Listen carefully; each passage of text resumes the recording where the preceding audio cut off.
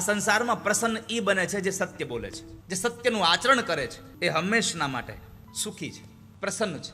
કારણ એને શું ખોટું બોલવાનું તો યાદ નથી રાખવાનું. એટલા માટે સત્ય બોલવાનો સૌથી મોટો ફાયદો એ છે કે તમારે કોઈને પણ ક્યારેય પણ જવાબ દેવાનો થશે ત્યારે તમારે જરાય વિચારવું નહીં પડે કે મેં આને હું જવાબ આપ્યો હતો. સત્ય બોલતા હશો તો તમારે ખોટું ક્યારેય યાદ નહીં રાખવું પડે. યાદ એટલું જ રાખવું પડે છે જેટલું ખોટું હોય છે. કે સત્યને ક્યાં યાદ રાખવું પડે છે? એ તો તમે ગમે ત્યારે તમને ખબર જ. તો સુખમ શેતે સત્ય વક્તા, સુખમ શેતે મિતવ્યયી. જે સાચું બોલનારો છે એ સુખી છે. બીજું, જરૂર પૂરતું બોલે એ સુખી છે. ઘણા લોકોનું મશીન ચાલુ થાય પછી બંધ જ ન થાય, બંધ જ ન થાય.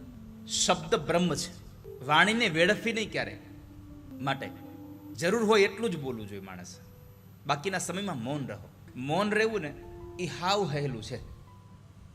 મૌન રહેવું એકદમ સહેલું હાવ, પણ ઓછું બોલવું ને એ બહુ અઘરું છે. જરૂર પૂરતું બોલનારો માણસ પ્રસન્ન રહે છે. બીજું, આવશ્યકતા અનુસાર જે ખર્ચ કરે, ખોટા ખર્ચ ન કરે, પણ જેટલી જરૂરિયાત છે એટલો ખર્ચ કરે એ સુખી છે.